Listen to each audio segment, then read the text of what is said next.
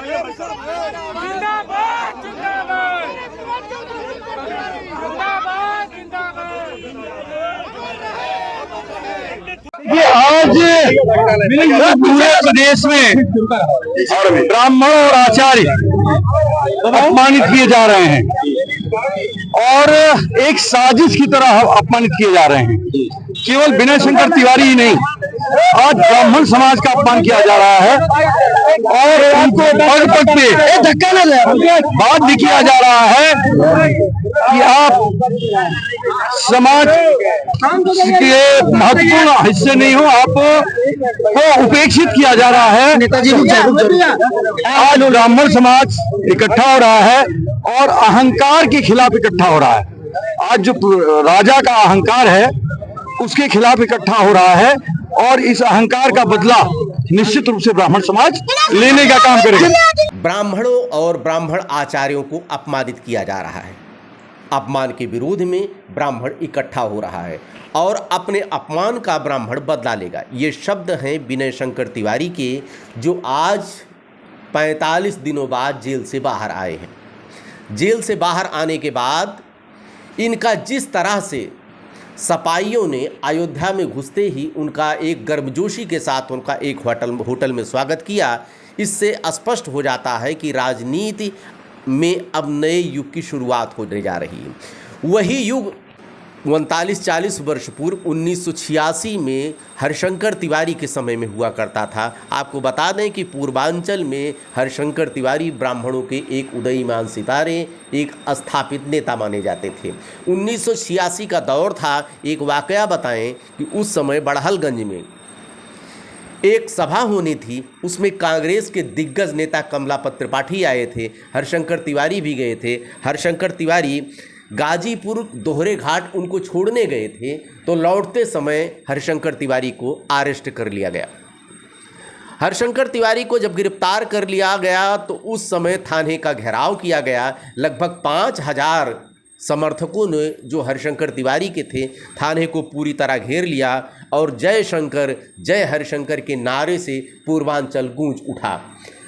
स्थिति इतना बिगड़ गई कि कमलापत त्रिपाठी को उस समय तत्कालीन मुख्यमंत्री थे वीर बहादुर सिंह, उनको फ़ोन करना पड़ा कि यहाँ पर स्थिति खराब है।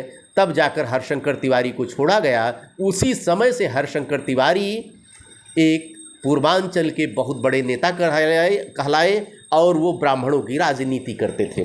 उस दौर में बहुत सी हत्याएं भी हुई। जैसे क्षत्रियों का नेतृत्व करते थे बलवंत सिंह, राजवंत सिंह क्षत्रिय थे जिनकी हत्या कर दी गई, और ब्राह्मणों का नेतृत्व करते थे हरिशंकर तिवारी के साथ अमरमण त्रिपाठी और श्री प्रकाश शुक्ला जी। उस दौर में जो ब्राह्मण क्षत्रिय राजनीति शुरू हुई थी, क्या अब फिर वही दौर शुरू होने वाला है? क्या जिस तरह से हरिशंकर तिवारी जी को गिरफ्तारी के बाद संजीवनी मिल गई थी, नई राजनीति का सफ़र उनका शुरू हुआ, जो अभी अंतिम दिनों मतलब 10 वर्ष पूर्व तक उनका जारी रहा, क्या वही सफ़र की शुरुआत अब विनय शंकर तिवारी जी उनको सुपुत्र करने जा रहे हैं? क्या वही संजीवनी जो हरिशंकर तिवारी को गिरफ्तार करने के बाद मिली थी, वो फिर अब विनय शंकर तिवारी को मिल गई है? ऐसा लगता है, क्योंकि 2027 का चुनाव है, सारी पार्टियों ने अपनी तैयारी शुरू कर दी है। जिस तरह से परशुराम जयंती के दिन अपने कार्यालय में ब्राह्मणों को बुलाया, अखिलेश यादव ने ब्राह्मणों को सम्मानित किया, उनका एक सम्मेलन किया, उसमें प्रदेश के जितने ब्राह्मण नेता थे समाजवादी विचारधारा के, सब लोग इकट्ठे हुए। कुशल तिवारी, बड़े सुपुत्र हरिशंकर तिवारी के, वो भी गए और उस समय घोषणा की थी इन्होंने, अखिलेश यादव ने, कि हाथा किसी को नहीं सुहाता। उस समय आदर्श उपाध्याय बस्ती के ब्राह्मण जो नाबालिग की जिस तरह से पुलिस कस्टडी में मृत्यु हुई थी, वो भी मुद्दा अखिलेश यादव ने उठाया। कुल मिला के प्रदेश में बढ़ रहे ब्राह्मणों के ऊपर अत्याचार को लेकर जिस तरह से अखिलेश यादव ने मुद्दा उठाया, उसमें विनय शंकर तिवारी एक पूर्वांचल के ब्राह्मण नेता निश्चित रूप से अखिलेश यादव के लिए एक तुरूप का पत्ता हो सकते हैं, क्योंकि 2027 का चुनाव नज़दीक है और केवल एक वर्ग, एक जाति, एक धर्म के सहारे सत्ता हासिल नहीं किया जा सकता है। इसमें सर्व समाज की सहभागिता होनी जरूरी है। और जैसा कि आपको ये भी बता दें कि 12% आबादी बताई जाती है ब्राह्मणों की उत्तर प्रदेश में, कुछ लोग तो 14% कहते हैं। और 2007 और 2007 में जिस तरह मायावती जी का समर्थन ब्राह्मणों ने किया था, मायावती की सरकार बन गई। 2012 में अखिलेश यादव का समर्थन किया था, अखिलेश यादव की सरकार बनी। उसके बाद ब्राह्मणों का मोह भंग हो गया।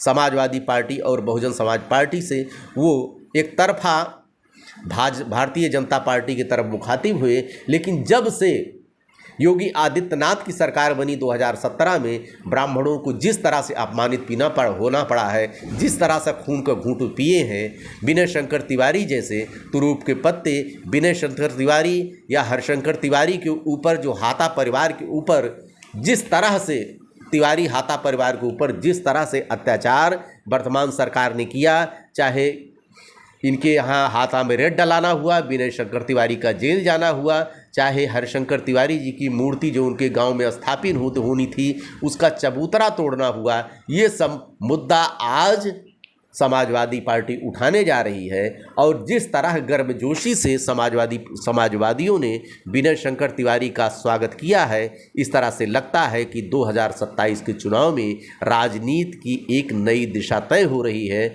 और वही जो 1986 मतलब 40 दशक से जो दौर चला आ रहा था, 10 दशक पहले अभी ख़त्म हुआ, वो दौर क्या ब्राह्मणों की राजनीति का फिर शुरुआत होने जा रही है। विनय शंकर तिवारी तुरूप का पत्ता साबित हो गए।